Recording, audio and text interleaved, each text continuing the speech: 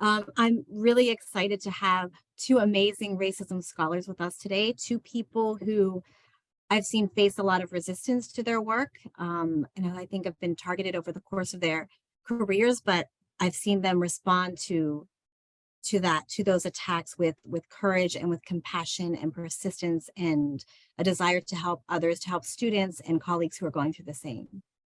Now, before I introduce Dr. Noel Cazenave, I have to say something about my connection to him, and I'll try to be brief because I know he has lots to share with us today. I was a graduate student at the University of Connecticut when I met Dr. Cazenave, and this was at a time when powerful people in the department were trying to get rid of racism studies as an area saying that we didn't need this area. And I think they were trying to absorb it under social psychology. And I'm sure Dr. Cazenave will go into, or may go into some details on that. But that was my first semester, and I came to UConn after turning down a position at a university that was considered more prestigious, where I was offered a fellowship. And I chose UConn because I thought they had scholars there, they had Dr. Cazenave. So I thought this would be a space for me where I could pursue racism studies in depth and do quality work. So to come my first semester and meet that kind of resistance as a young graduate student was very upsetting, because I thought that if there wasn't going to be a strong area of racism to study there, if that wasn't supported, then I may as well have just gone to this other university. And if it wasn't for Noel, I wouldn't have produced the kind of quality scholarship that I did, or been able to persist in teaching those topics, because I faced a lot of resistance in the classroom as well. And at UConn, it was like second semester there, and you get your own independent course. You're on your own, or at least that's the way it was for me. So he was really helpful to me trying to understand and manage that resistance in my classroom. And Dr. Cazenave is also was a very tough critic of my work, fair but tough. He expects a lot from his students. He's a perfectionist, and I don't mind telling you that because he says it about himself. He told us when our work wasn't good enough, but he also never let us give up. And these are the qualities that I think made him a really strong mentor. Now, let me tell you a little bit about Dr. Cazenave's work. Dr. Cazenave is a professor of sociology at the University of Connecticut. In addition to several journal articles, book chapters, and other publications, he's the author of 6 books. Welfare Racism, Playing the Race Card Against Americans Poor, won 5 book awards. Another book he wrote is called Impossible Democracy, The Unlikely Success of the War on Poverty Community Action Programs. Also, The Urban Racial State, Managing Race Relations in American Cities. Another book, I don't know if you remember Dr. Cazenave, but I think I made you promise me you were going to write this book, Conceptualizing Racism, Breaking the Chains of Racially Accommodative Language. And also Killing African Americans, Police and Vigilante Violence as a Racial Control Mechanism, which he also developed into a course around, I think, on the same title, Killing African Americans. And his newest book, which will be available in August for pre-orders, I've been waiting a long time for it, is called Kindness Wars, The History and Political Economy of Human Caring. Dr. Cazenave is also an awarded teacher. He received a Northeast Magazine Connecticut Bloomer Award for developing and teaching his white racism course. And the story on how the initial opposition to that course was defeated is featured in the book Liberation Sociology. And he also co-authored an article with Darlene Mattern covering that opposition. Dr. Cazenave also provides staff training sessions in understanding systemic racism. Welcome, Dr. Cazenave. It's great to see you. It's great to be here, Angie. I'm honored to be here today because of a very special person in my life, and that is, of course, Angie Beeman. Professor Beeman is not only one of the best graduate students I've been fortunate to work with, she's also one of the most caring and most courageous persons I know.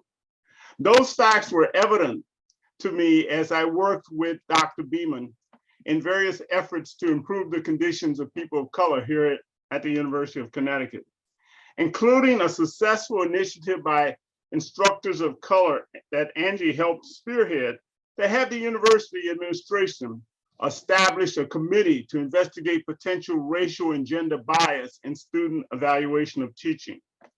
Angie also distinguished herself in her mentoring and inspiring some of our promising female African-American undergraduate students.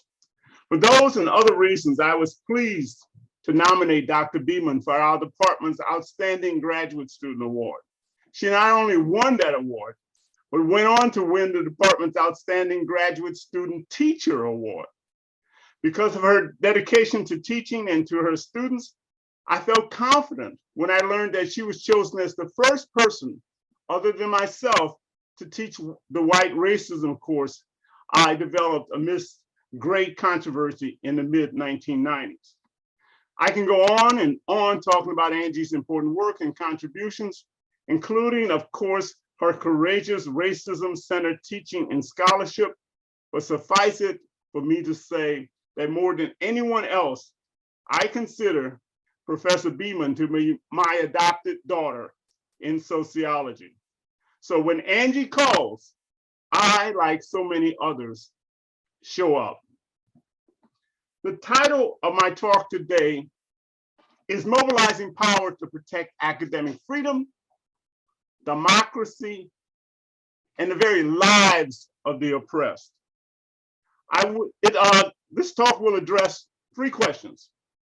Where are we? How did we get here?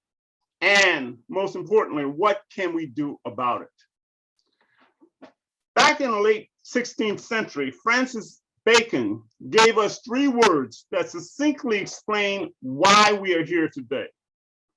Like Bacon, we are all mindful that indeed knowledge is power. It is power for those of us struggling to escape the clutches of racial and other forms of oppression.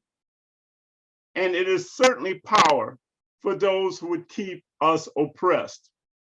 That fact is evident in the fact that it was not Bacon, but Thomas Jefferson who popularized that phrase when he pushed for the establishment of one of the nation's first universities, the University of Virginia.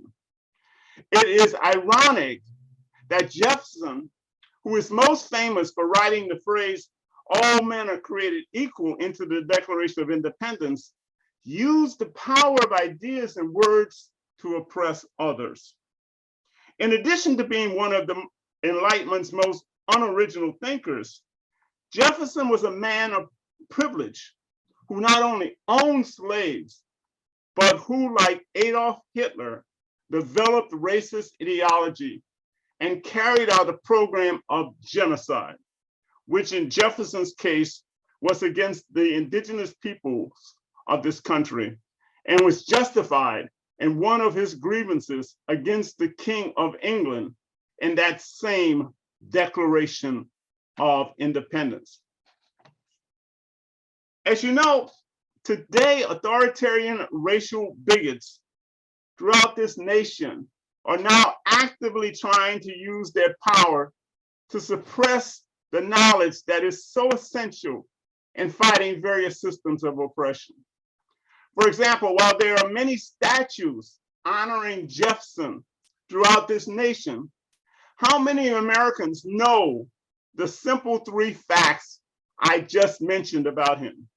And how many of our young people will be able to get to learn them now that the major textbook companies and the college boards have capitulated to the demands of those who are now literally outlawing any mention of racism or racial oppression in our schools, including our institutions of higher education.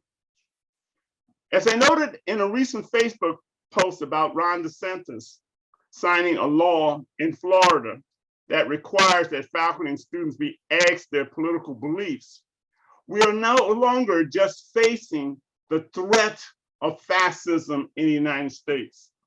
Indeed, in many ways, Florida is already operating as a fascist state, with Texas and other states not far behind.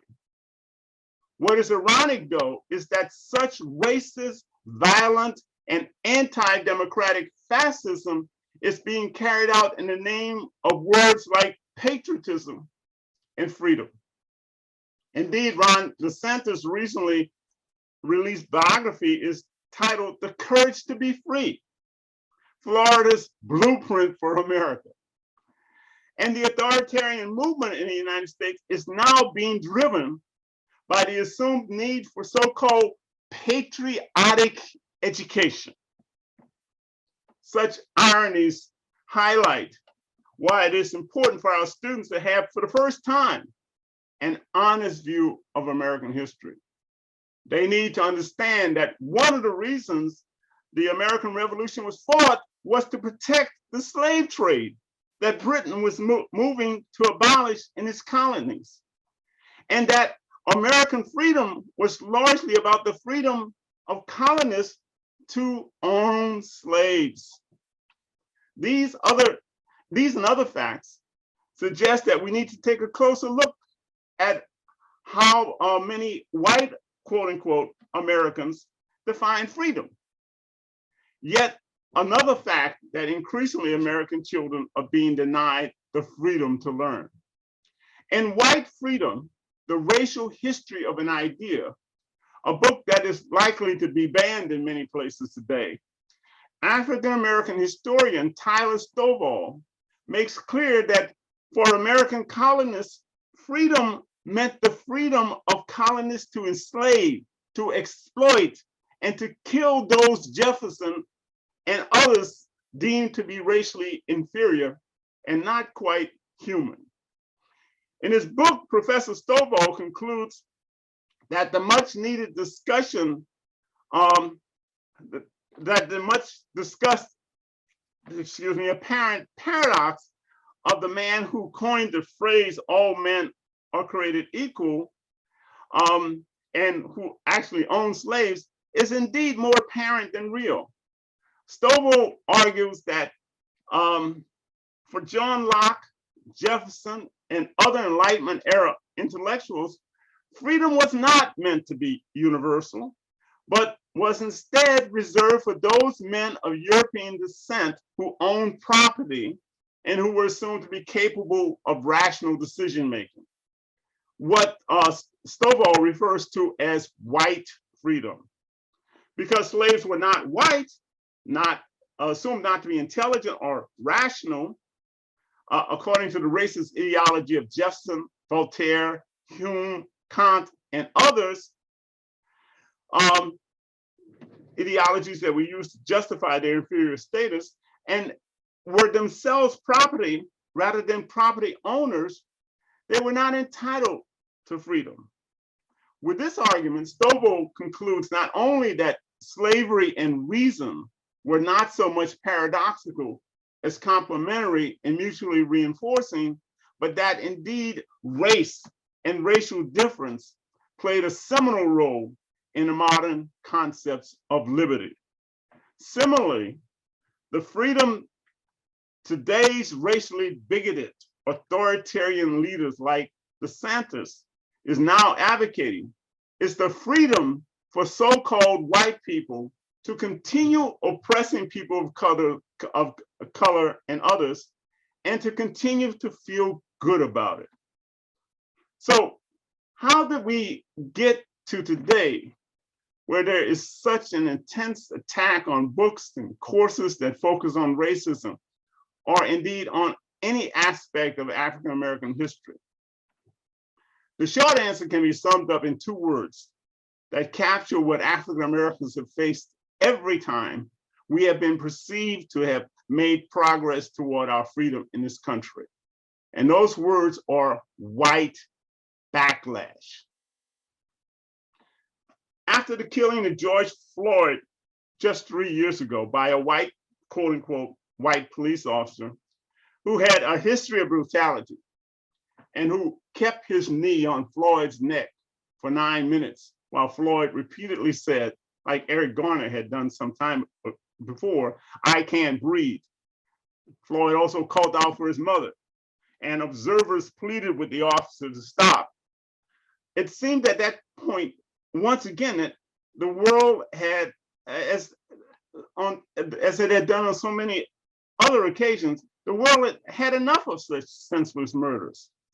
Concurrently, many Americans were also shocked about the huge racial disparities in the impact of the COVID-19 pandemic about the existence, extent, and the effect of systemic racism in this nation. According to the New York Times, protests quickly spread from Minneapolis over the next month to include 4,700 demonstrations for an average of 140 per day in the United States. By the time they reached their peak in early June of that year, there were protests in nearly 550 different locations throughout the United States. During that month, an estimated between 15 and 26 million European Americans protested for racial justice, more than had done so during the entire civil rights movement period. As a result of that perfect storm of obvious systemic racism, for the first time in US history, tens of millions of European Americans acknowledged that indeed America was a racist nation and that something had to be done about it now. Pledges of change were made by the leaders of many organizations, including corporations. Well-funded research institutes to study racism popped up in many universities, and local school districts promised to do better in diversifying their staffs and their curricula. The many voices of anti-racism were so loud and persistent that there was hope that what we were seeing was a movement rather than a moment. Unfortunately, as has often been the case in the United States, it proved to be more of a moment. As the movement all but petered out as the right wing's attacks on critical race theory began to dominate the headlines. So what happened? The answer is simple. The right wing was successful in changing the subject, just as it had done back in the 1960s when it shifted the nation's focus from civil rights to Black crime. As educators began to plan to incorporate the lessons of the racial justice movement that arose in response to the killing of George Floyd, right-wing organizations launched their counteroffensive against any teaching about racism through their attack on the strange and exotic sounding thing called critical race theory. And these were not just local grassroots protests. They had the supports of millions of dollars from conservative foundations and right-wing media and politicians that went as far back to what became known as the Powell Manifesto, a memorandum written in the early 1970s by future Supreme Court Justice Lewis F. Powell, titled Attack on the Free Enterprise System, that convinced many conservative business leaders that the major threat to their economic agenda of unbridled capitalism and unlimited profits was liberal university professors in their classes. Ever since then, there has been lots of money to fund conservative attacks on liberal education at every level. According to the American Association of University Professors, 4 months after Floyd was killed, and just 2 months before the 2020 presidential election, then President Donald Trump skillfully played the race card of white racial backlash when he issued an executive order that prohibited federal contract funding for diversity training containing, as he put it, quote unquote, divisive concepts, race or sex stereotyping, and race or sex scapegoating, with critical race theory included as an example of such divisive content.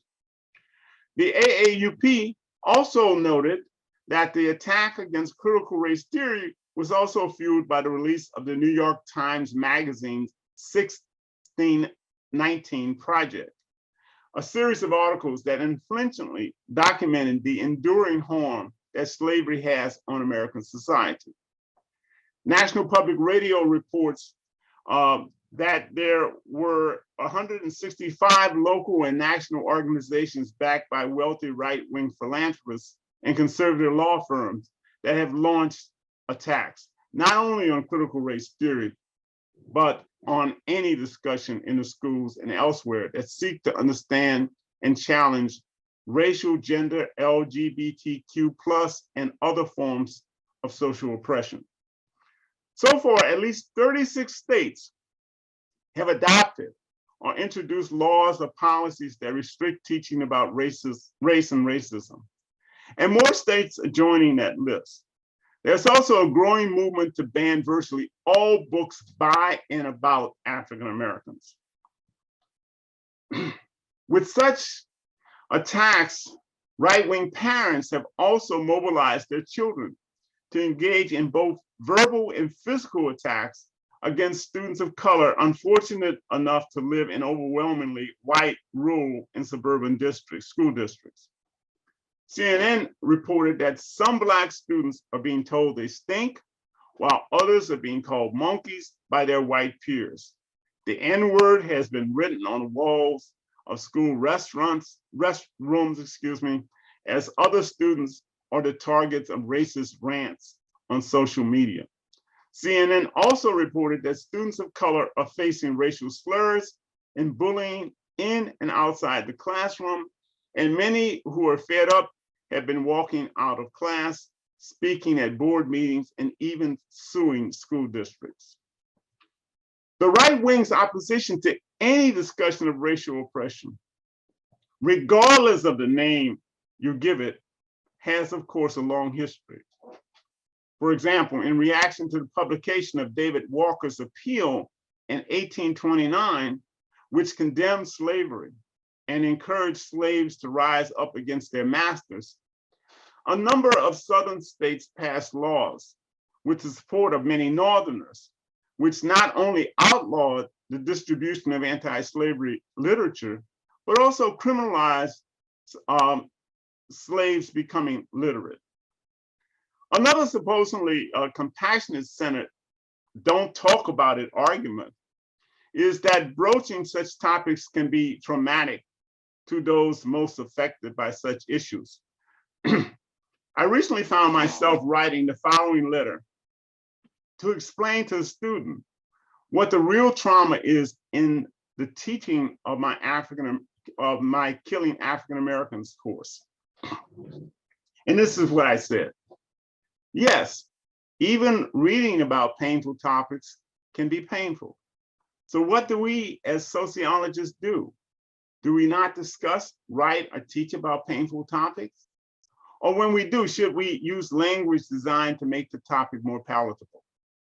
Or do we simply accept the fact that yes, talking about topics like racial oppression in an honest and straightforward way can be painful, but not nearly as painful as enduring such trauma regularly in an environment that is hostile to even acknowledge their existence. Of course, there is no reasoning with those pushing the lie that critical race theory is being taught in our public middle and high schools. Because white racism, which is itself based on a lie of white supremacy, is not about what is reasonable. It is not about what is just. It is not about what is right.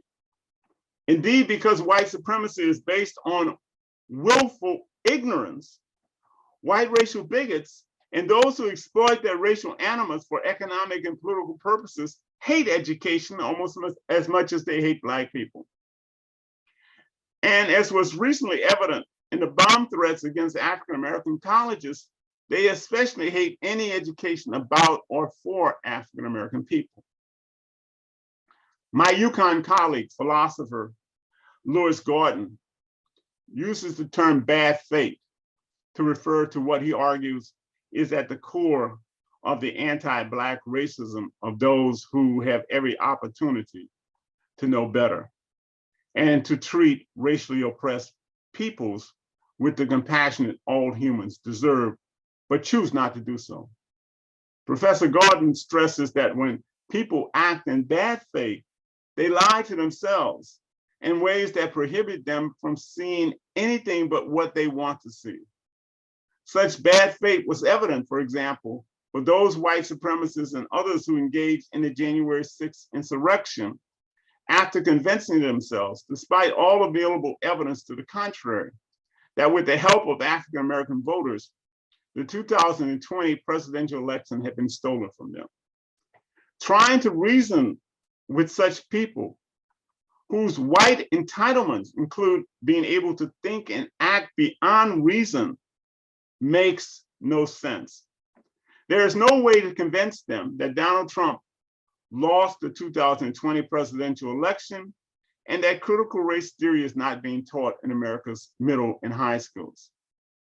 As was so aptly put in the biography, All God's Dangers, the life of Nate Shaw, that was the biography of an African-American farmer, in explaining the futility of trying to get people to hear what they choose not to hear, Shaw said that it is like singing songs up a dead hog's butt. It just makes no sense. Indeed, a recent poll found that 23% of Republicans and 15% of all Americans say they agree with the baseless QAnon allegations that the government, media, and financial worlds in the United States are controlled by a group of Satan-worshiping pedophiles who run a global child sex trafficking operation. Again, how can you reason with people who are so willfully ignorant? For example, if white supremacists should manage to get lots of media attention by claiming that African Americans have tails that prove that we are monkeys, should we agree to pull down our pants and our skirts to prove otherwise? In brief, is it reasonable to try to be reasonable with those who are militantly unreasonable? You may also find the epistemology of ignorance concept of African-American philosopher Charles Mills to be useful in explaining why white supremacy and the important social status, economic and political functions it serves need a healthy dose of white stupidity about white racism to survive. In my Conceptualizing Racism book, I refer to what I call the IPA syndrome to explain the same phenomenon. That is the ignorance of not knowing, the privilege of not needing to know, and the arrogance of not wanting to know. A lot has changed since Johnny Williams and I were asked to join you in this teaching on protecting scholars and instructors. And even more has changed since decades ago, I faced intense opposition to my white racism course here at UConn. And more recently, since Johnny was forced to leave his job in town with his family when he received death threats after he shared a Facebook post that American right-wingers did not like. And still more recently, when some of us organized the Stand Up and Speak Out campaign of faculty throughout this nation, during which we read statements in our classes, asserting that our voices against racism and all forms of oppression will not be silenced. At that time, there was certainly a need to talk about what was happening to college professors and other instructors. And there still is that need now. But now, things have reached a point where it is important for us to move beyond just focusing on how we can protect academicians to a much larger and more dangerous threat, not only to democracy and freedom, but to the very lives of the oppressed. So what can we do to stop this growing racist and fascist movement, aside from complaining about it and increasing our efforts to protect individual teachers? Fortunately, people throughout this country are mobilizing to take action. In my African Americans and Social Protest class, I identify strategies African Americans have taken historically to fight oppression and to ensure our advancement. And those strategies include, but are not limited to, legal challenges, formal and informal education, economic boycotts, self-help, electoral politics, and of course, social protests. So let's talk about some of these strategies, beginning with the legal strategies. The legal challenges have already begun by organizations like the American Civil Liberties Union, and they certainly should have our support, financial and otherwise. But with a 6-3 extremely right-wing Supreme Court and a large number of other extremist judges, while important, there are limits as to what we can expect to accomplish there. And while it is important for us to vote the racists and fascists out of office, we cannot count on the Democrats who, like the Republicans, are determined not to upset the white voting majority to do much more than they are doing now, which is very little. You might recall that African-American Republican Tim Scott said that America is not a racist nation, and that Kamala Harris echoed the same theme and dutifully repeated that America is not a racist nation. You might also recall that Barack Obama condemned his pastor at that time for having the temerity to suggest that racism is endemic to American society. So I think we'll have to rely more on economic boycotts and on building alternative educational institutions and on social protests. So let's look first at economic boycotts. For years now, various groups have been advocating boycotting the College Boards and its advanced placement test, which even before it caved into DeSantis for financial reasons, was accused of discrimination against non-white and non-affluent students. It's especially important that we understand that the actions of the College Boards go way beyond caving into the DeSantis demands. The College Board's officials made it clear that they began taking action against mentioning things like African-American feminism, queer African-Americans, and the coalition building concept of intersectionality.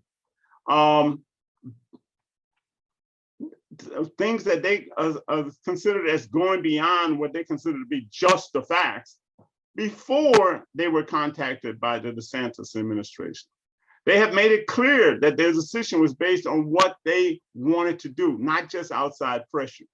As Kimberly Crenshaw put it in a recent Zoom forum of more than 300 participants that was recently organized to defend a major target of those attacks, African-American women, the College Boards makes it clear, as Crenshaw put it, we did it because we were, we didn't do it because we were made to do it, we did it because we wanted to. In brief, the College Boards is not simply a victim in all this. They are proud and active agents of white supremacists. So here are the bare facts revealed at that forum. The College Boards profited from the racial reckoning caused by the racial justice movement of a few years ago by planning to develop an African-American advanced placement course curriculum. And then now it is a major force in erasing the facts of African-American history, life, and struggle. At that forum, Crenshaw and other women scholars noted that although there have been attacks against critical race theory in 46 out of 50 states, European American institutions and the allies that pride themselves in their commitment to academic freedom have remained largely solid. They stress the importance of placing the current events to erase the power of African-American women scholars in a larger context of the African-American freedom movement. And that's not all. There is more, much more. The Republicans have proposed more than 30 bills to eliminate all diversity, equity, and inclusion initiatives on college campuses. And in June, the Supreme Court is expected to outlaw affirmative action in higher education.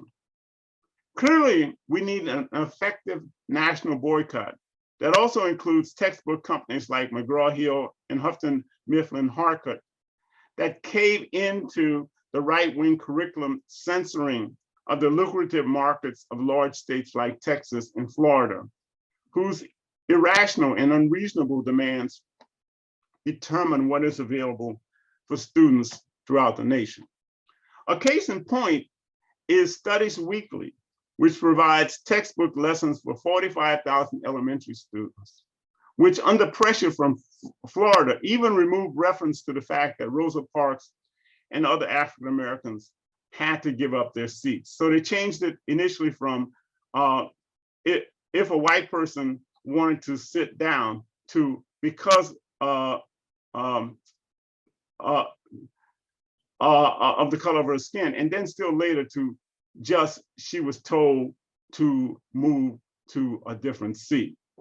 Because those organizations have proven over and over again that their business model is based on the support of white supremacy, we should do whatever we can not to reform them, not to help them be better, but to destroy them. Another thing that we need to do to focus on is institution building. The solution of building alternative education institutions, which is now being considered in Florida, was given to us in the late 1960s and early 1970s with the creation of alternative school initiatives like the various Freedom School programs, including the Mississippi Freedom Schools started in 1964 and the Black Panther Liberation Schools established 4 years later. Such alternative schools can operate before and after regular school hours and on the weekends to provide students from all racialized backgrounds with the knowledge about racism, American history, and specifically the history of racially oppressed groups that they need to function in a diverse and hopefully caring multicultural world. Such programs can be taught by teachers who want to teach about these issues, but are forbidden to do so in public schools, and can be housed in local churches and community centers. There may also be a need for busing for students from rural, predominantly quote unquote white communities to urban areas where it would be relatively safe to house them without the risk of them being attacked and even being burned down. Of course, if such alternative education programs are established, that will impact what students of color who attend largely European American local public schools say and do there. And that can be expected to result in a further white backlash efforts to punish such anti-racism discourse and behavior. So a team of civil liberties lawyers will also be needed to defend both the schools from repressive laws like those in Florida and the students who dare express anti-racism views in public schools. And finally, to protect such students, people will need to be prepared to take to the streets with protests and to back up those protests with strategic economic boycotts. Those freedom schools should also have courses and programs specifically tailored to non-college student adults. Such alternative schools should, of course, operate independent of our universities and therefore allow progressive university professors, high school teachers, and others to teach free of interference, the interference of and reactions from white, quote unquote, students, colleagues, administrators, and boards of trustees, or state and local politicians. And finally, that brings us to the role of social protests. We should support protest efforts like the planned May 3rd National Day of Action. Here are some excerpts from a recent letter calling for the support of that National Day of Action, addressed to equity protectors by Professor Khalil Gibran Muhammad. In stressing the urgency of such action, what Martin Luther King decades ago referred to as the fierce urgency of now, Muhammad quotes one respondent to that open letter's call to action, as saying in a modification of the famous quote by the German theologian Martin Niemöller in response to the failure of many Germans to stop the rise of Nazism. First, they came for our ideas, then they came for us. Again, let me stress that we must understand that this is not just an academic battle over ideas and academic freedom. For many of us, it may well be a battle for our very survival. It may well be a battle for our lives. Muhammad goes on to give us the hope of there being strength in our numbers, as many, as he put it, are rising to fight back, with the goal of the May 3rd National Day of Action being to increase the size of those numbers. He then challenges us when he says that the moment for fighting back is now, and we have the power to do so.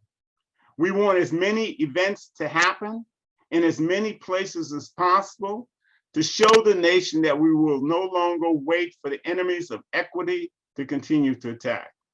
Every blue state, he knows, has enemies of equity too, even if the state has not passed anti-woke legislation. We must show up for the dozens of states where the clock is rolling back. We are taking back our power to organize, to educate, and to resist. And then he goes on to state that the readers are encouraged to sign up to receive a toolkit of action, which includes activities both on and off campus life like these. Coordinate an event, teach-in, ban book reading, town hall convening, rally, etc. at your school, on your campus, outside, or in your public library, or at your community gathering place. Coordinate activities at state capitals or state offices where anti-critical race theory and anti-diversity, equity, and inclusion laws, book bannings, anti-trans legislation, voter suppression, anti-abortion laws, and the rejection of the African-American political studies course contents have been enacted or are being proposed. For those in states where he continues by saying, for those in states where no such laws have been enacted or proposed, people should coordinate activities in support of expanding equities initiatives there. I will conclude my talk today by again stressing that trying to reason with willfully ignorant oppressors does not and cannot work. They will not change because it is the rational, the reasonable, and the right thing to do. You cannot reason with racist fascists. Instead, going forward, we need to keep in mind the important social movement lesson Frederick Douglass left us with some time ago. Power concedes nothing without a demand. It never did, and it never will. Thank you. Thank you, Noel. So at this time, I want to ask if there are any questions from the audience, comments, reflections on what Dr. Cazenave has shared. I didn't see any in the chat. Does anyone have a question for Dr. Cazenave? Christina, you look like you're going to unmute. Angie, do you want people to just put their Zoom hands up or just unmute? Yeah, you either way is fine with me. You can just jump right in.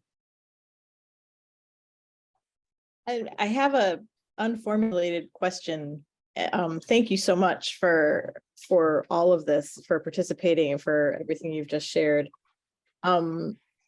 I've been thinking about the College Board lately, and more particularly Pearson Education, which creates and administers a standardized test throughout New York State for K through 12 education.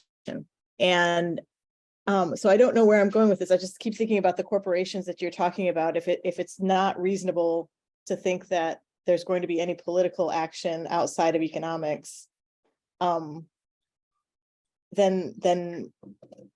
our actions of what we require in standardized tests, or if we require standardized tests, is, I think what you're saying is one way to go forward. And then I'm thinking about all the textbooks that we require in our classes that may be from Hoffman or from McGraw-Hill. I'm wondering if you've heard of universities thinking through kind of, I don't know, like an audit of the books that are required and the tests that are created, and the process of thinking through the original, where they were started, to think through how we change education at the higher education level. That's totally not a complete thought. I'm sorry, but I was just, you pulled a lot of different ideas in my head, and I wanted to get some clarity about, you know, specific strategic actions that we could be taking at the college level. At the recent forum that focused on the attacks on African American women in academia, it was noted that liberals and liberal institutions have not stepped up to defend liberalism, and they're not going to, from what I can see. I recently saw a study that said that political moderates are the group that's most likely to support authoritarian regimes.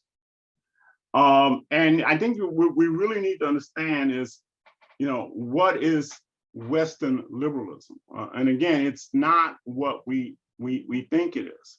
One of the characteristics of Western liberalism is that it really doesn't want to have fundamental change in the system. It assumes that the system is basically fine as it is. And there needs to be some tweaking periodically. You know, for example, you might want to have a diversity zoo where you have one or two of these and two of those and two of those, but no real change. And another characteristic of liberals is that they tend to be conflict aversive. I don't know how you can be conflict aversive when you have people out there with guns who are not threatening, but actually engaging in an authoritarian movement that looks very close to the events that led up to Nazi Germany. I don't think that we can count on our college administrations to save us here. I don't think that they have not stepped up, and I don't think they're going to step up. Thank you for that. I was just thinking, you know, that what you were saying kind of fits with Angie's new book, right? On liberal white supremacy and the whole idea of conflict aversion and things like that. And so I'm just trying to figure out, like, so what, so if political action won't happen and policy action won't happen at the higher education level, I'm still very uncomfortable thinking that economic do things. Do I just need to get over that? Or, you know, like just thinking about economic boycotts as a primary means of change. I just feel like that's kind of, I don't know, I'm concerned that that's feeding into a capitalist approach to change and governance that I'm not fully convinced of. But I mean, I see your point on one hand, but, you know, I'm just trying to shake the past 50 years of education, figure that out.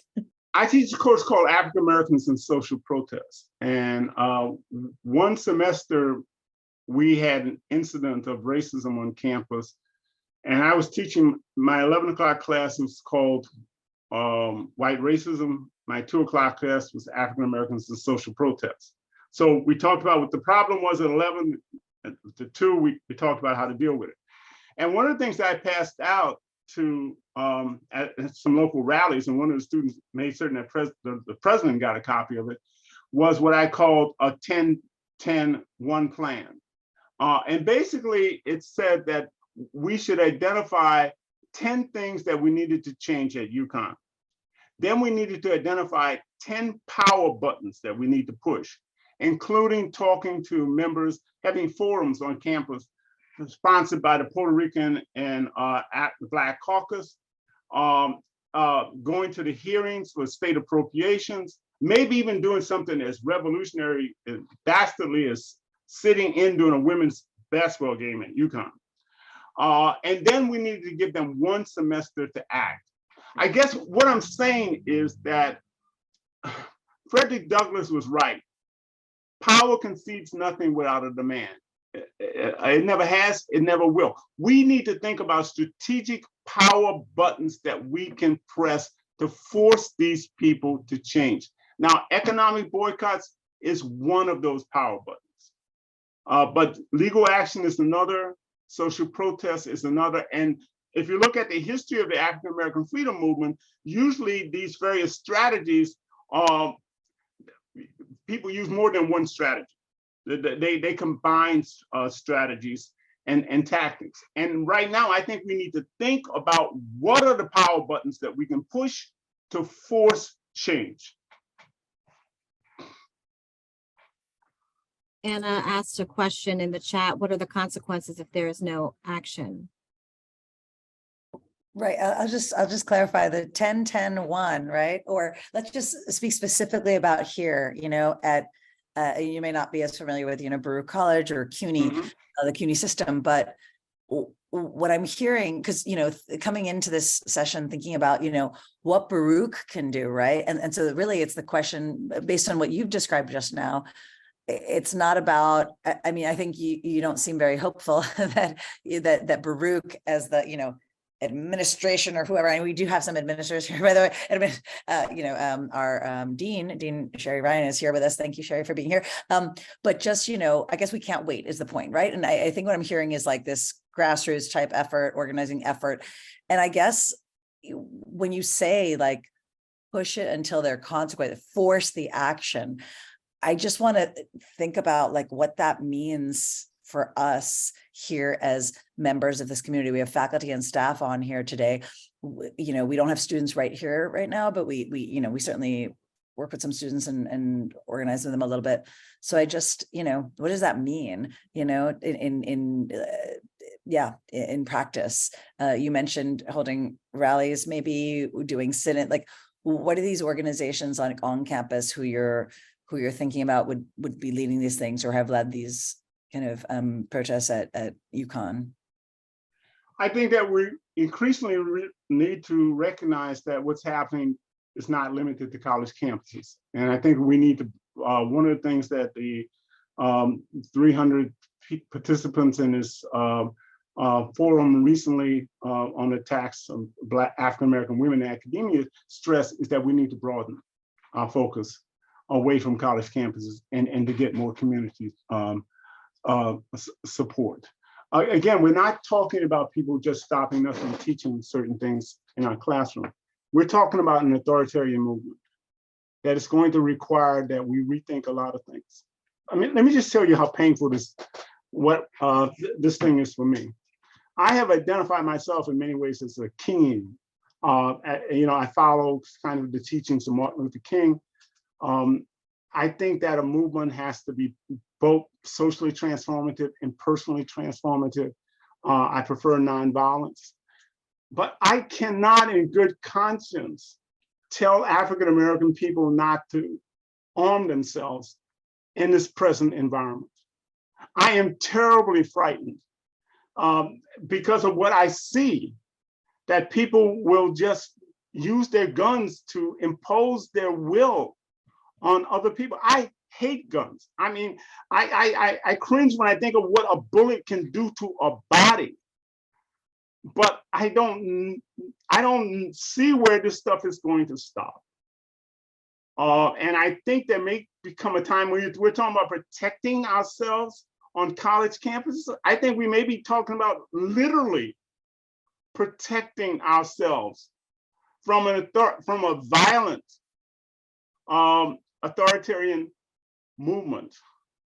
And so a lot of things that we haven't thought about and we haven't put on the table before, I think we're going to have to rethink. I think that we're in the midst of a very dangerous authoritarian movement. And we need to do some deep thinking and some original thinking about how we're going to cope with that movement. I want to make sure we get in some, thank you for that, Noel. And I want to make sure we get some of Johnny's comments in here because he's somebody who has been targeted. And I think that we can also learn from some of the strategies he used and some of his experiences of what we can do when that happens to us and to our colleagues. So let me give a brief welcome to Dr. Johnny Eric Williams, who is a professor of sociology at Trinity College in Hartford, Connecticut. His primary area of research investigates how culture, i.e. shared beliefs, values, and meaning systems sustains and challenges social order. He's the author of 2 books, African American Religion and the Civil Rights Movement in Arkansas, and Decoding Racial Ideology and Genomics. And he's also authored numerous book chapters, journal articles, and editorials. He's currently writing 2 book manuscripts, one, The Persistence of White Sociology, and another, White Public Sociology Does Not Equal Organic Sociology, False Claims, White Supremacy, and Misplaced Diversity. Dr. Williams has been featured in media outlets such as Black Agenda Report, Racism Review, Counterpunch, CT News Junkie, and the Mark News in Toronto, Canada. Dr. Williams has been targeted for speaking out against white supremacy and was put on the professor watch list at professorwatchlist.org. His experiences have been addressed in articles for Newsweek, Inside Higher Ed, the Hartford Courant, and the AAUP's Journal of Academic Freedom. In an article for Inside Higher Ed, Dr. Williams stated, "A college shouldn't say it values scholars' public engagement without planning to defend those professors for their public comments." Dr. Williams also wrote an article called The Academic Freedom Double Standard, Freedom for Courtiers, Suppression for Critical Scholars. Welcome, Dr. Williams. It's a pleasure to have you with us. Could you please share with us some of your experiences with this targeting? Nice to see you. Ear infection, and also I'm dealing with a lot of the pollen stuff. So excuse me as I get through. My voice is sort of messed up. That's why I wasn't saying too much, kind of hold on to it. And it's always a pleasure to be with my friend and colleague, Noel, who's really just down the street from here, so at Trinity College. So I appreciate seeing him. I hadn't seen him in a long time and stuff, and being on this prestigious teaching with him, right? And I want to thank you all, Anna and Angie, for inviting me to speak at this teaching about how to protect scholars, which quite frankly, if you think what Noel said is depressing, I guess you're going to hear what I have to say is depressing too. Because for me, the college is a key component of what the United States was created to be. That is a giant, oppressive, exploited machine. And that's what we do as a nation.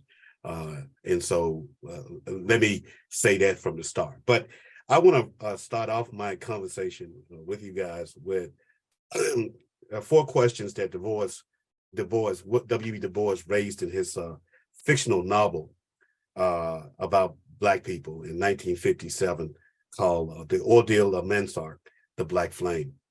And he asked these 4 questions in the midst of the belly of the beast of oppression in the United States. What does integrity do in the face of oppression? What does honesty do in the face of deception? What does decency do in the face of insult? And what does virtue do in the face of brute force, right? And for me, these questions are pivotal for how it is that intellectuals in the academy, because I don't really call myself an academic anymore, because intellectuals want to challenge and create. Academics want to conform and subdue. So I don't cotton to that name anymore. So, but I want to let you know that throughout my entire career in the Academy of Higher Education, my life has been dedicated to speaking truth, not to those who believe themselves to be powerful, as most people like to say, speaking truth to power.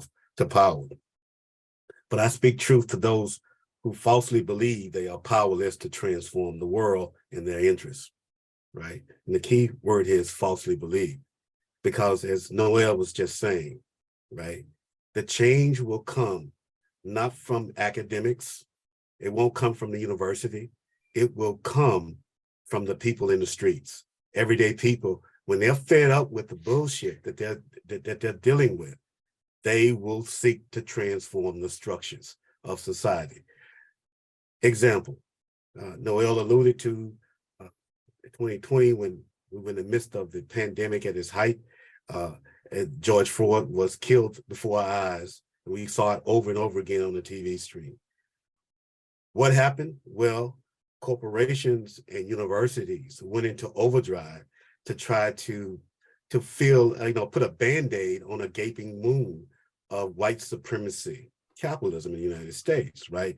By saying that we know we can't all talk, that we will now engage in these diversity, equity, and inclusion initiatives, right? Which they knew goddamn well, right? I'm sorry I'm cussing, but they knew goddamn well that these were, as in my words, steady initiatives, right? That's what it stands for, right?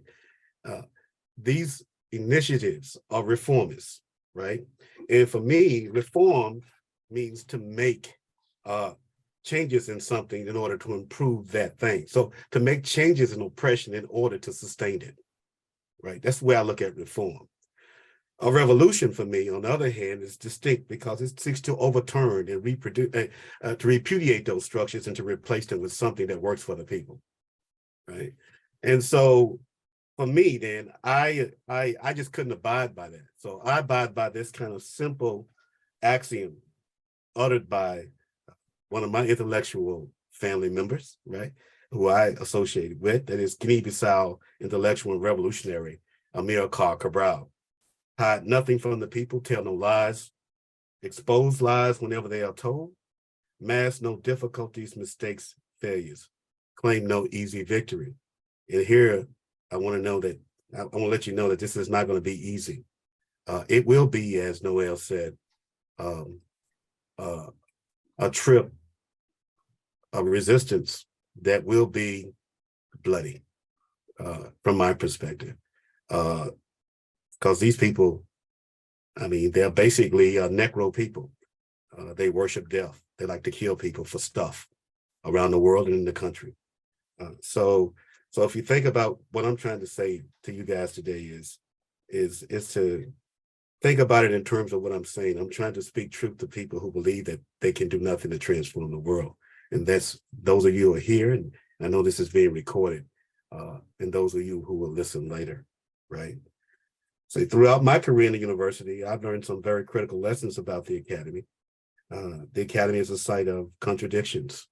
It claims to be a democratic and open-minded liberal space, when in fact it is a conservative, illiberal, anti-Black, violent place that legitimates and sustains unequal distribution of resources.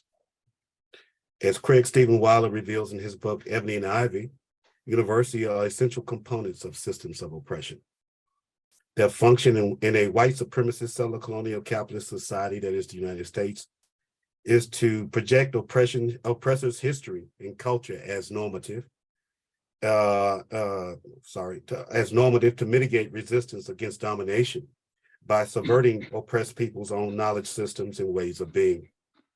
The university relentlessly works to deny oppressed people's cultural agency because they and their capitalist benefactors know that controlling knowledge is far more effective at securing domination than brute force. In other words, they realize that conditioning the minds of the oppressed via education helps to secure their submission to domination and exploitation.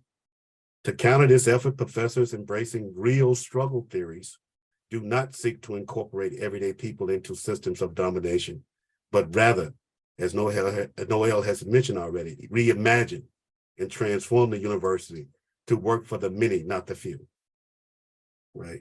Academic freedom, thus, for me, is an aberration. It is best to begin by admitting that. Throughout US history, universities have purged the academy to ensure certain conventional practices, that is, heteropatriarchal white supremacy capitalism, operates undisturbed.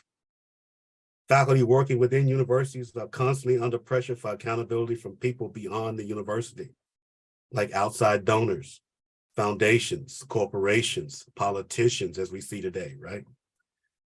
This has always been the case, but these people's influence really ramped up after the movement challenges of the 1960s, which Noel referred to, which I will say a little bit more about too. These movements' opening of economic, educational, and political doors was quickly followed by prolonged and ongoing white lash. This is what our colleague, Noel's colleague at UConn and my colleague and friend David Embrick came up with this term white lash instead of white backlash, that commenced in the 1970s to begin to regain control of universities which were believed to harbor professors who were not loyal to the system of heteropatriarchal white supremacy capitalism. And this was the Powell memo that Noel referred to. And I wanted to read to you exactly from, these are his words, this is the actual document, the memo, right? I downloaded the first 10 pages, it's 34 pages. But he put this memo out to the U.S. Chamber of Commerce and to alert corporations for a call to arms to prepare to resist this kind of onslaught against capitalism. And so let me read just the first 3 or 4 paragraphs here for you. And Lewis Powell says, no thoughtful person can question that the American economic system is under broad attack. This varies in scope and intensity in the techniques employed and the level of visibility. There always have been some who oppose the American system, prefer socialism or some form of statism. Communism or fascism. That's the statism they're referring to. Also, there's always been critics of the system whose criticisms have been wholesome, constructive, as so long as the objective was to improve rather than subvert or destroy.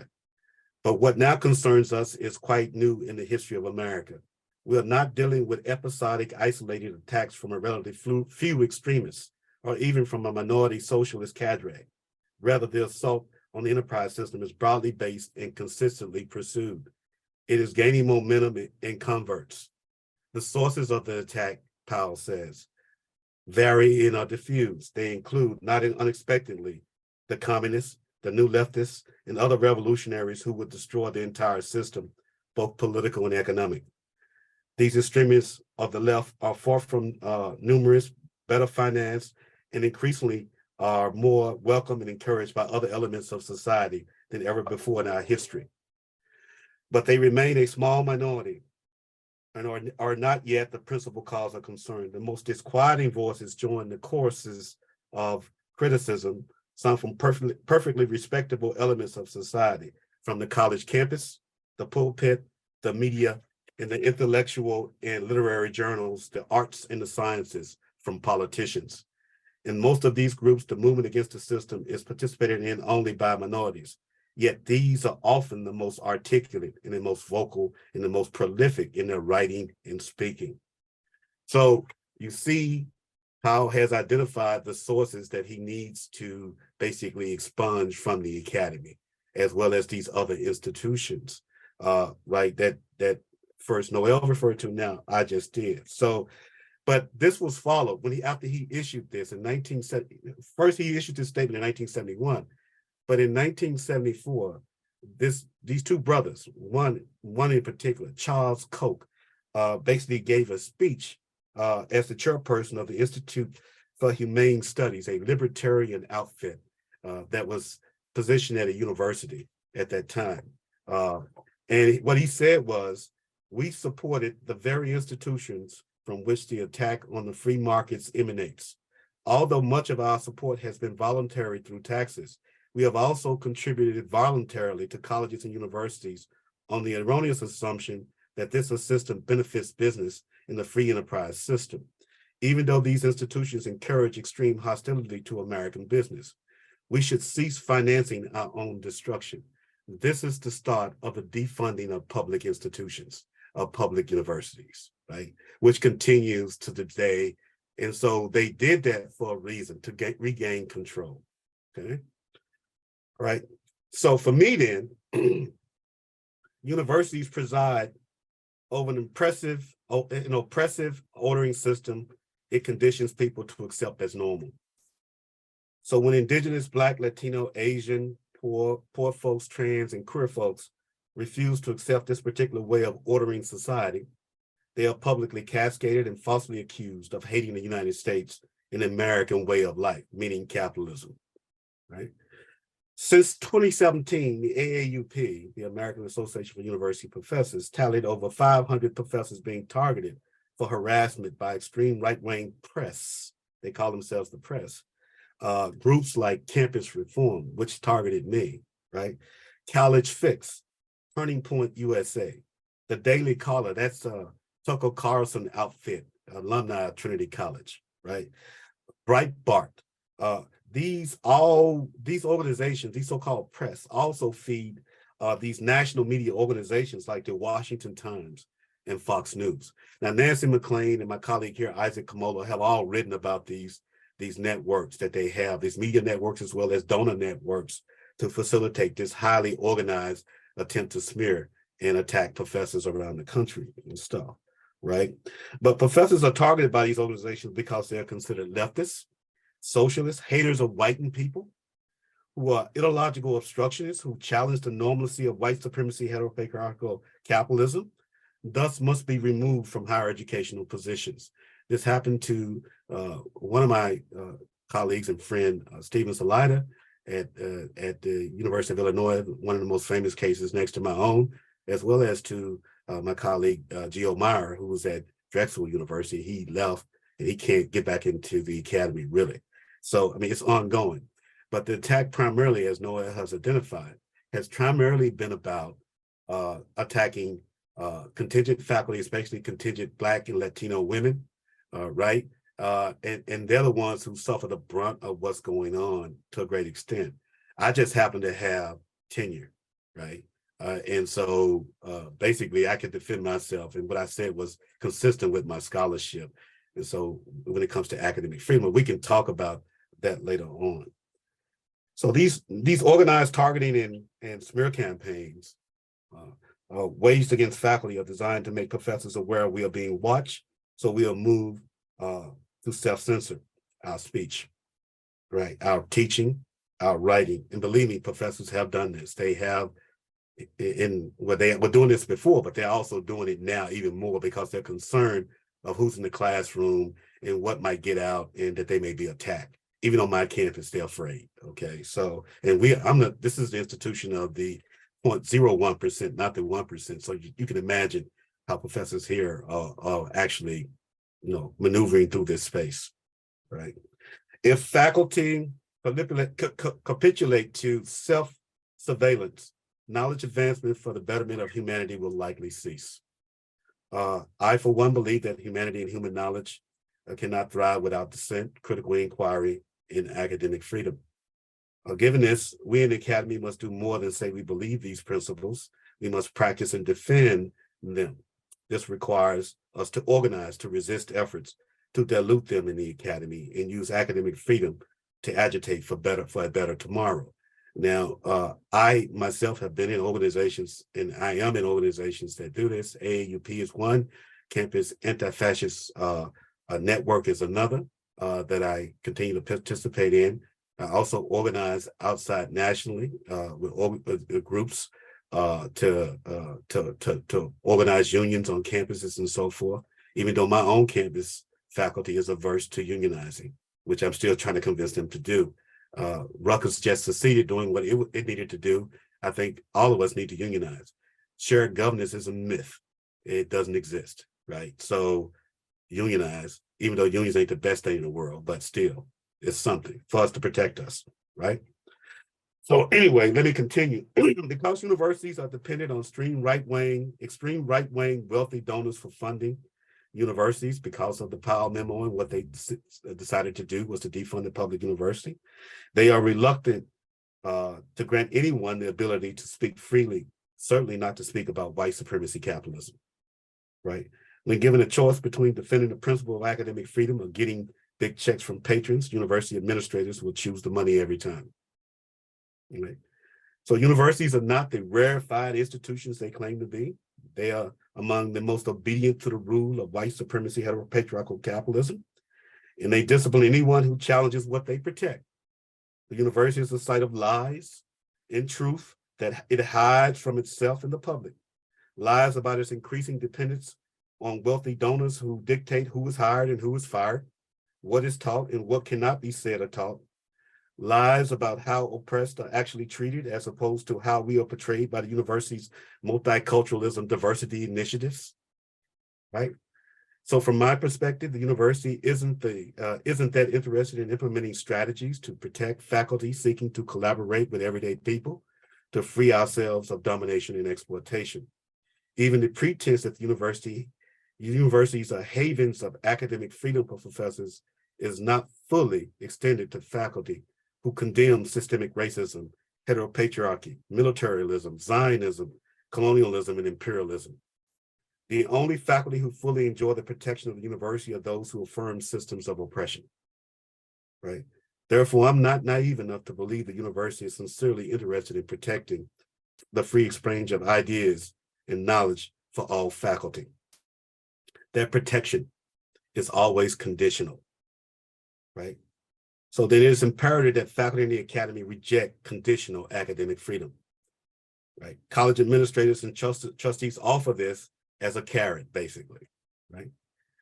Thereby, they are securing true academic autonomy that protects our rights as professors to challenge and question the existing state of affairs through our speech, research, teaching, and public engagement. It's important that we fight for this academic freedom. To arrive at this end, we must not merely say we believe in academic freedom. As I said, we must defend it. We must reject the status quo of systemic oppression, no matter how powerfully endorsed by colleges and universities. If we truly desire to advance human knowledge and aspire to become to create a beloved community, we must force universities to reject donations and with political strings attached, unionize to ensure we are not relegated to merely sharing our views or perspectives with administrators and trustees without leveraging the power of shared decision-making, ensure that any administrator not supportive of academic freedom never gains the trust or the competency of faculty anywhere. These are just a few of the first steps academics can take to ensure university as it currently operates is abolished and replaced with one centered on the interests of everyday people. For in universities, we cannot shirk our responsibilities to teach, speak, and write openly and honestly, especially when truths we reveal generate pushback from oppressors seeking to sustain their systems of oppression. If truths are left unwritten and unspoken, faculty dishonor humanity in our chosen profession. For silence when there is something that needs to be said is as much as a deception and betrayal as a spoken or written lie. Now, I do have recommendations, but I want to talk about that now. We can talk about that in the Q&A, but I'll end there. Thank you, Johnny. Yeah. Does anyone have questions for Dr. Williams? And then, I mean, I can always ask mine, but I want to give everyone a chance. Sanders, go ahead. Was that a hand? Yeah. I thought I saw your hand. So I have a question. It's not that well thought out, and it's really for both of our speakers. I'm struggling with the following. The people, through their votes, are majority anti-Trump. The Republican Party isn't. And I agree with you that we face a insurgent, authoritarian white supremacist movement, particularly pro-Trump and within the Republican Party. But it is not the majority of Americans. In fact, it's a minority movement that one might argue is taking up arms and resorting to anti-democratic processes because they can't do it through, fair political processes, et cetera, to the extent we have those. I mean, I'm sorry this isn't clear, but I wanted you to react to that because to me, it really makes a difference where you think the center of the polity is about what you think the most useful approach to social change is. Do you see what I'm saying? that, you know, do we need a revolution? Do we need a radical left movement to counter the radical right movement? Or is there hope for a majoritarian center movement that can be educated, you know, that can be informed? I'm struggling with this question, okay? I'd really be interested in your response to this. Noah, you want to go first?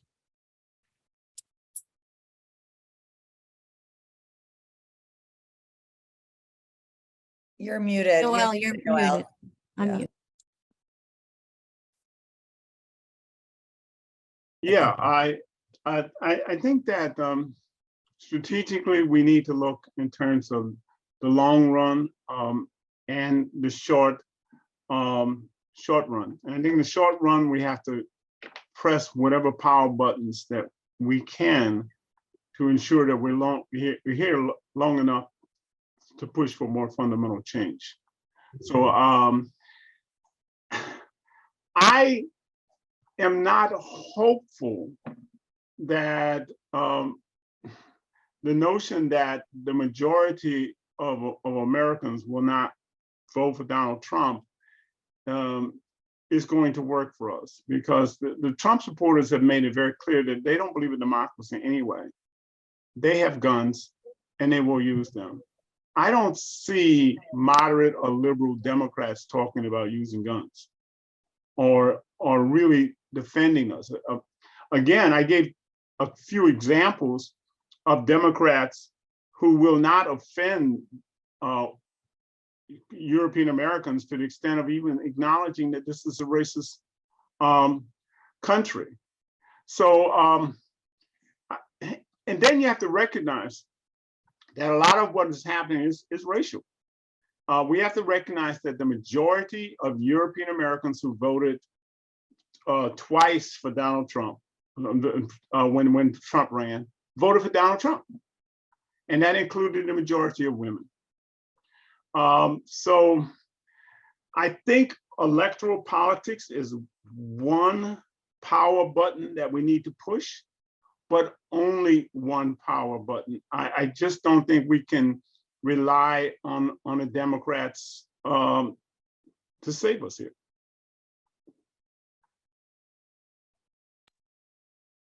Betsy has a question. Thank you.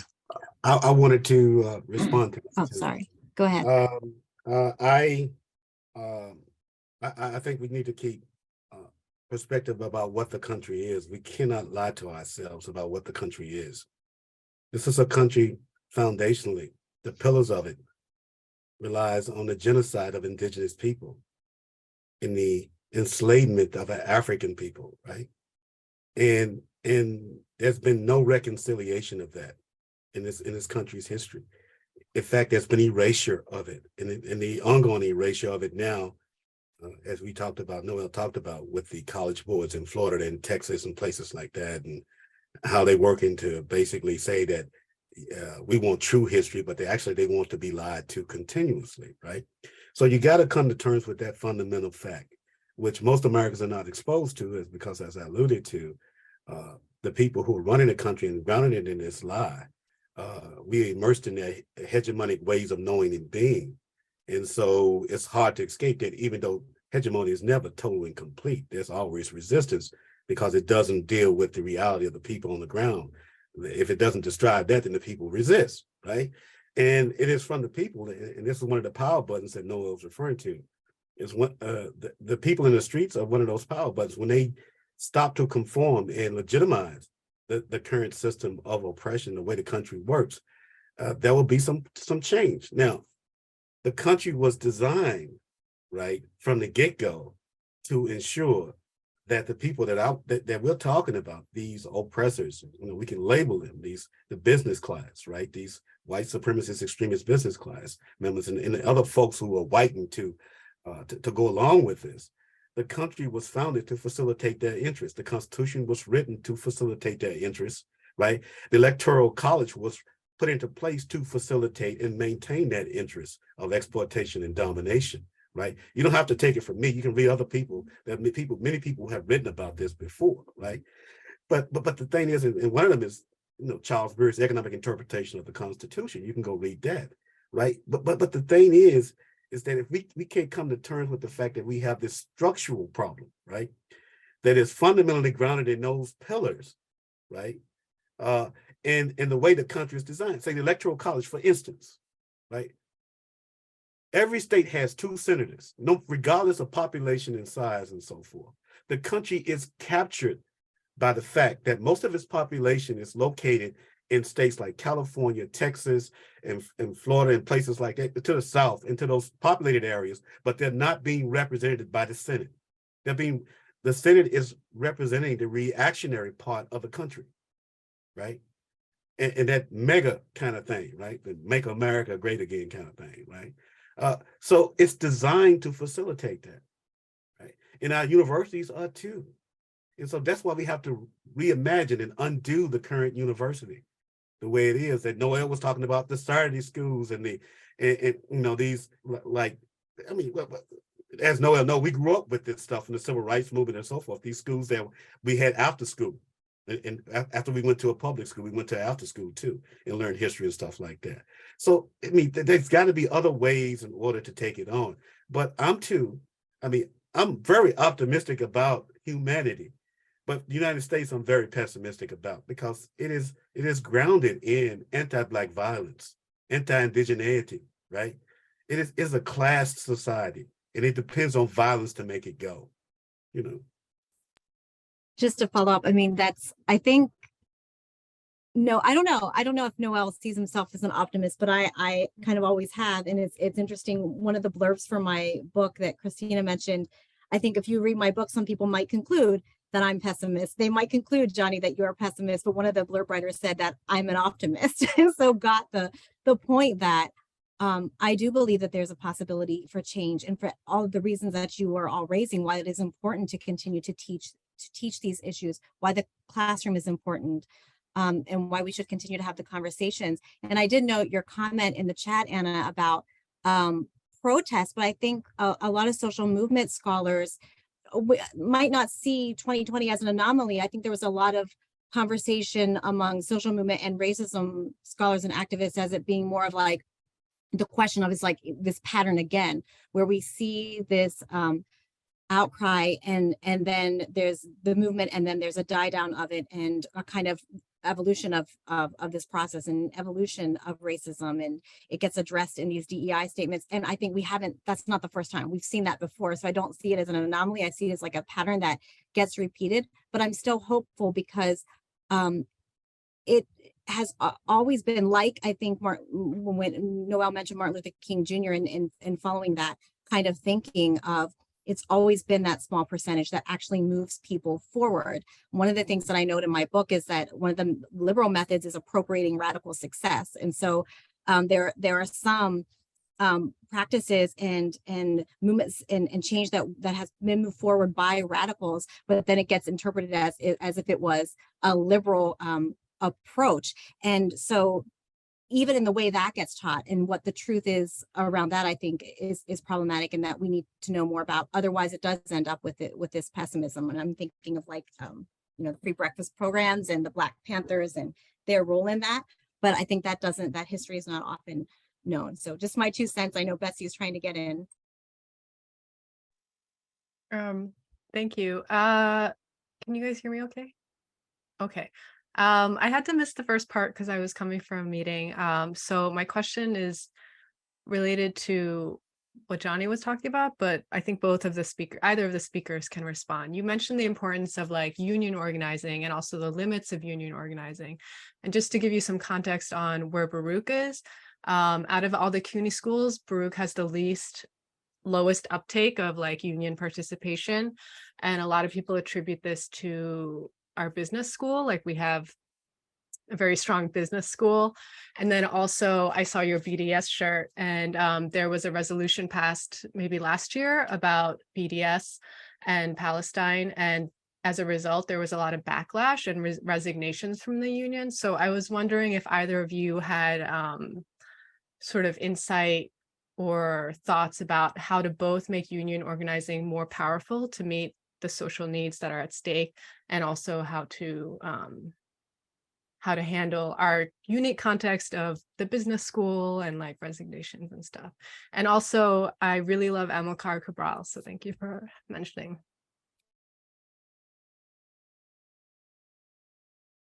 Union organizing, the first thing, right? It's hard work. I mean, especially when you situated in a business school, basically, Baruch, right? And so you got people who are definitely going to be anti-unionization, just as I am situated in a university where faculty see themselves as, put it this way, they say, many of my colleagues say how they love Trinity. And I'm like, damn, this is a place I just work at, man. I don't love it, shit, but so how to get them organized? Well, it starts very small, a persistent one, right? Since I've been at Trinity, I've been trying like every other year to gauge faculty and to bring some union representatives on campus to say, are we interested in organizing? What can we do and stuff like that. It has not panned out. It has not been easy whatsoever, right? But I still persist because as Angie mentioned a few minutes ago, this is a Charles Tilly kind of concept of these early kinds of risers, right? The early risers when it comes to social movements, moving people to action and so forth. People are always out there agitating to make these kinds of changes. So even if it's not on CNN and all these places, or your social media feed and stuff like that. So that's one thing. Baruch, look, it's rough, right? I don't know what to tell you. I just talk to people who've been successful. The folk in California, the grad students in California who were supported by the faculty as well as the staff of the university system there, as well as the ones at Rutgers University who were supported by everybody. Everybody was not showing up for the job. So it basically shut down the whole institution. The same thing happened in California. So I think you got to work together with everybody. Everybody got to unionize on a college campus, right? It just can't be the faculty. It just can't be contingent faculty. It just can't be the graduate students. It just can't be the service staff. It has to be everybody, and just shut the whole damn place down, right? And the students in support too. So, how to do that is hard work. It takes a while, but it's possible, as we've seen. Yeah, I think that we have to make certain that our unions are both powerful and that they're progressive. And not all unions are powerful and not all unions are progressive. At UConn, we have a very weak union because the state will not allow us to strike. Okay, now when I was at Temple for 13 years, we had 2 strikes. One lasted 19 days and the other one lasted 29 days. And our union was very powerful, but it was not always progressive. I'm on picket line talking to the union president because he's using rhetoric as a negotiation ploy, where he's talking about shutting down Temple's hospital, which happens to be located in North Philly. He wants to move it from North Philly. And I'm saying, no, we can't do that. You need to stop that rhetoric, okay? And I've seen also at Temple, the whole seniority thing with unions came to the forefront, where faculty of color were the last hired and the first fired and things of that sort. I saw in Philadelphia where we had the teachers union consisted of largely people from the suburbs who could give a damn about our kids in Philadelphia. We have one of the reasons we have so much difficulty with police reform is because of powerful police unions.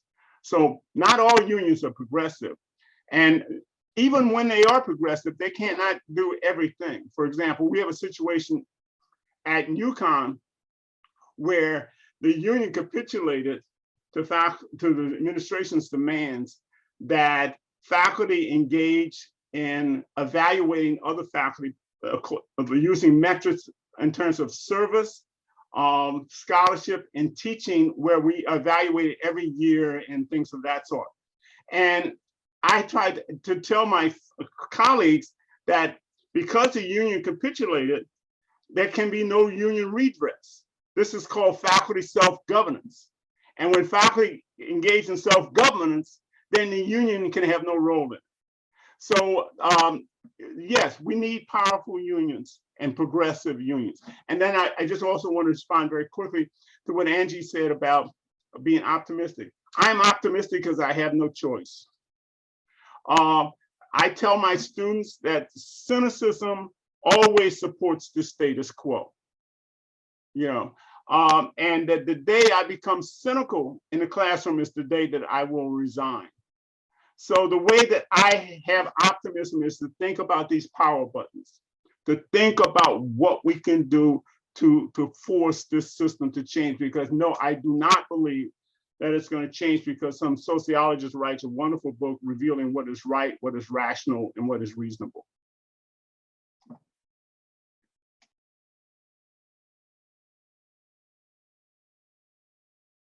Other questions, comments? And I have one. What about if an economist writes one? They might get more play. Like, I mean, I have to tell you, Anna. Burn it all down, Angie. No, I'm kidding. I will I ask, love the economists here. you know, I'm just, again, you know, trying to make this tangible for myself, these power buttons. So, one thing I'm just, this is more of a comment that I'm just sitting with. As you know, this is called DEI Fridays, but I love that one. I wrote it down, dead end initiatives. It's okay. I'm not taking it personally, because actually, you know, we had Dr. Wendy Moore here a couple of weeks ago, and she as well was talking about, and she's in Texas, she's based in Texas A&M, and she was talking about, you know, how it happens to be a lot of faculty of color or faculty and staff and women and whatever, who are like pushed off to do these like DEI and this. Now this one, you know, we came up with ourselves in the Marxe DEI committee and stuff. So, you know, I've been very happy to run this series. And of course, then we have talks like this, right? So that is the essence of what we're trying to do here. But these power buttons, what I'm hearing about and what I've been trying to do myself, for those of us who are not educated in these areas and don't study these issues, has been a lot of self-teaching, you know, learning myself about our history of our country, learning about organizing, I guess, which is what has to be on our list of things. And then I think what I'm hearing here is like expanding, right? Looking outside of course, the academy, and looking also to, so getting into kind of grassroots organizing and learning about what's happening on the ground with communities that are being directly. So is this the way I should be thinking of it? This is what I'm getting from today. It's like the core, you know, many of us, even though we're in the academy, will not have kind of, we maybe not be able to like change it directly, given all the, right? And so broadening, this point about broadening out, not just kind of understanding our history, and Noel, as you had described, like pushing for this reckoning that still hasn't come after, you know, 400 hundreds of years. But it's really about, how do I say, kind of focusing really on the crux of the people, how our, now it's so hard to, I wish I had more time to think before asking these questions, but kind of to think about, let me say it this way. Seems like the critical race theory is not the issue, right? I mean, that is the issue of the day. And that's like it's kind of like the, what is it called? Distraction, you know what I mean? It's like, go here, go there, right? And so these are like the political tools, yeah? So to me, the question is, when we're thinking about these power buttons, what is the focus, you know? Is the focus the fact that like, look at our, you know, every single system of our government and every single institution that we have is racist in many ways. And if we can say that, you know, there's a ton of evidence that shows like disproportional impact and whatnot. So I guess that's what I'm wondering, right? Like I'm here sitting here thinking about what I can do on campus to help students of color, particularly Black students, you know, faculty of color, protect faculty who are working these. I'm thinking like very small, I guess. And I'm just kind of trying to understand when we talk about broadening this for those of us who don't work on these issues, right? Angie and you work on these issues, other people here as well. But for those who work on issues that are unrelated, let's say food security in developing countries. How do we broaden, and how do we kind of step away from these? I mean, if I were to think about stepping away from these DEI initiatives, where should that time be spent? Yeah, it is all related. I know. Please fix this. Noel and Johnny, thank you very much. I would appreciate some suggestions of how I should use my time moving forward. Thank you. Yeah. No, I was trying to look for my homeboy's quote, Fred Moten. I don't know if you've heard of him. He's at Columbia University. And that university should be seen as places that are hostile, violent places that you go in and subvert and take from them to give the resources to the community outside of it, right? And that's something that I've been doing throughout my entire career, is trying to work within the communities where I am, right? In Hartford, as well as nationally and internationally, trying to work with people to try to figure out how can we collaborate together to conceptualize, then transform and create new institutions, right? And that work is really the work of everyday people. I mean, scholars just collaborate with it. We provide some kind of conceptualization of it that the people really have for themselves already, right? And that's what I've seen in Cuba, and in Venezuela, Colombia, places like that where I've gone, and folks are working together with scholars to do that. But the role of, say, primarily, like I told you, academics is not to do that kind of work. That's not what we've been trained to do. And I remember Noel reminded me when I first met Noel, it's like, but you're talking about the problem, but what are the solutions, right? That kind of thing, right? And that's the key. And the solutions really is done in collaboration with the people. And it's hard work because you can't romanticize them. They're going day to day trying to survive. They need victories, right? And so you got to work with electoral politics where you can, even though I myself, I'm no professor in electoral politics. I mean, I hate it. I trust no politician, right? All the politicians I trusted are now dead. So, that tells you, okay. But anyways, it's like, so what do? Well, you seek those people out. You go to the grassroots. And I've been trying to do that my entire career.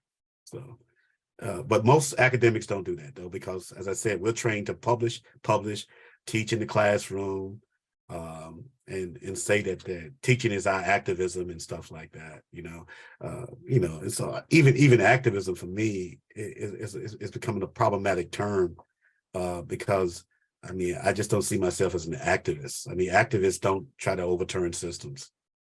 So I'm not an activist.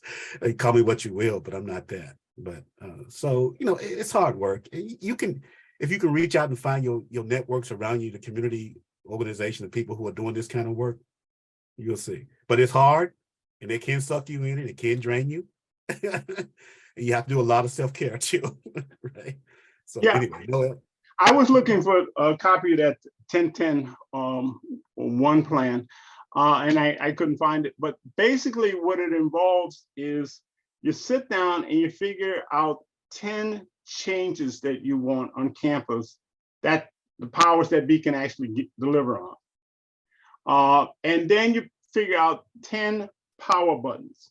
For example, at UConn, we used to have an African-American representative who was over the finance committee that determine the UConn's budget.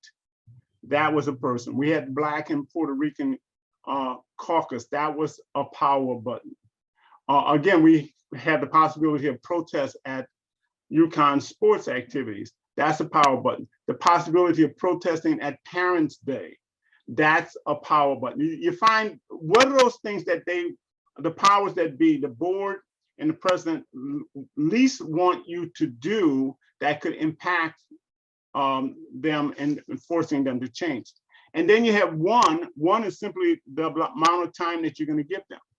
Are you going to give them a semester, or are you going to give them a year? So again, 10 things that you want to change, 10 power buttons that will work for your institution, and one period of time in which you will expect them to do that. Now, this actually was a copy of this was given to President Capsulias.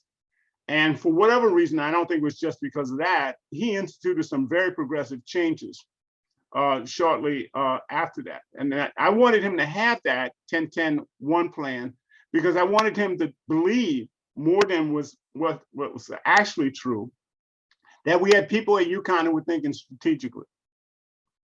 And that we knew what power was and how it worked.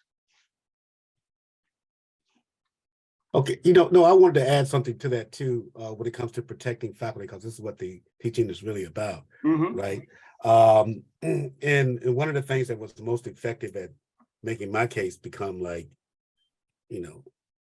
end well, it ended well, right? Was rallying of students and alumni, right? That's a power button also for you on your campus, right?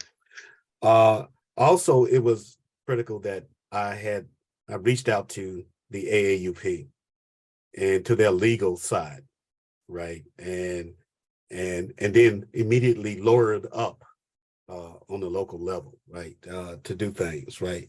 So to protect faculty. Then there is the professional organizational route. I didn't ask for this, but others at my institution asked for the Society for the Study of Social Problems, the Association for Humanist Sociology, the American Historical Society, which is very conservative, the Radical History outfit organization, the American Philosophical Association with Lewis Gordon, all those guys, they had those organizations issue statements in support of what I was going through and saying that Trinity was wrong, right? My colleagues on campus also facilitated colleagues who were not in the professional organizations, but were big wigs around the world to write letters to Trinity College to put pressure on it and so forth, right? So these are some of the places you can go. And then also, like I told you, these kinds of networking systems like the Anti-Fascist Campus Network, right? So you mobilize people to support. And I had more people actually coming at the university saying, we ain't contributing jack until you straighten out Johnny's situation, right? And now the administration also had its institutional mouthpiece, which was the Hartford Courant, who wrote that, oh, we lost $250,000 and some students because of this, right? But in the overall scheme of things, and I know this because I was told by the existing, at that time, the existing dean of faculty, right? the dean of faculty, that they had actually gained about over $2 million in donations from this. So they presented as if what we're doing when we are fighting for academic freedom and in a university that is about creating a beloved community, that somehow it is averse to what they do. But in actuality, it isn't. They just don't want to do it because they are minions of these benefactors, these white supremacist capitalist benefactors and so forth. So those are some things you can do with this also, right? And also you can just deal with department chairs. My department chair at the time, I was department chair at the time, but I was removed as department chair. And the guy who took over for me was a friend of mine and was vigilantly, he went out like strong, supporting me throughout the whole goddamn academia as well as the college itself. And these things then turned out well because we were collectively together and we organized together to resist and stuff with these power buttons that Noel's talking about. Yeah, one thing that you should also think about in terms of tactic is to make these institutions live up to their stated ideals. Exactly. We're not saying whether or not they actually do live up to them, but if they state that academic freedom is important, then they have to support my course on white racism. Exactly. Then they have to support Johnny. That's a lot of pressure because otherwise they look like these things don't matter. And so when maybe some conservative wants to be able to speak up, then they can't. So make them stand up for their ideals and look at the mission statement of the university and pick out all of those lofty words that they have and make certain that when you speak about the shortcomings of the university, you say that you act like you're a great liberal and you believe in all.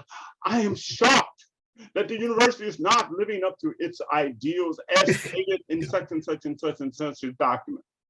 Yeah, exactly. And that's one of the things that I actually said was I'm shocked that I didn't get the support that I needed from the university, right? But you weren't shocked. Huh? But you weren't shocked. No, I was not. I was not shocked. I Right. was not shocked at all. But the thing is that they then went on to, after all of this, then there was a second episode of this harassment stuff. And they then went on to say the second episode, look, Johnny, we support your academic freedom. We understand what you were trying to say, because it was when I tweeted out whiteness equals terrorism, right? And they immediately came to me because there was some alumni from Trinity who was coming after me. And they just basically said, we support you. And they issued a statement to that fact. It was like one line, we support our professors' academic freedom. That's all you got to do, right? And it's important to note that when you made that statement, the Hartford Courant came at you again. It was like they were determined to try to destroy you. And I wrote a letter to them saying that whiteness is terrorism. Exactly. And I referred to them to an op-ed piece that I wrote in the Hartford Courant entitled, "What is Whiteness?" Exactly. And I said that what you need to do is educate people about what whiteness is. Johnny didn't even say that white people were terrorists. I did. He said that whiteness is terrorism. Yeah. And, it's that whiteness is about white supremacy, and it's nothing else. So, yeah. So anyway. Well, I want to thank you both. We're at 2:01. We will, for those of you who want to stay, and Johnny, Noel, if you want to stay, we have an after party where we end the recording. I want to thank you for all of the ideas you shared today and for these strategies that I know will be super helpful. I just saw an update today on somebody that I interviewed who's in Florida, who has been targeted and harassed to the point where they are stalking and harassing people who are in any way related to this person and contacting people and, trying to defame their reputation and doing all sorts of things. So those individual strategies, Johnny, right before you started going into them, I put some in the chat that are relate with building networks. I know in my situation, building those networks with people who are willing to stand with you, because so many times they just all scurry away, right? So building those networks are key. And that's something that everybody here who is concerned, we can stand together and support each other when we see both the external and internal attacks on people. And I think that dynamic is important as well, because internal attacks, well, different other story. Before the after party, the question I didn't get to ask, which I'll just leave out here for our speakers and give one suggestion from Noel's work. And that was like, with all of this, what would be your suggestions to your students? What do you say to your students and your graduate students who want to do research in these areas, who want to continue to research and teach in these areas? What advice to give them? And I'll point to Noel's, he wrote an article called "From a Committed Social Achiever to a Radical Social Scientist." I think we can find some answers there. But for those of you who have to go, you're free to go, of course, at any time. We're going to close down the recording and then go to the after party. Thank you all for being here. Thank you. Enjoyed it. Very much. Yeah. And for those of you who are watching, we appreciate you being here. We hope you will join us at the last 2 DEI Fridays of the semester. Bye.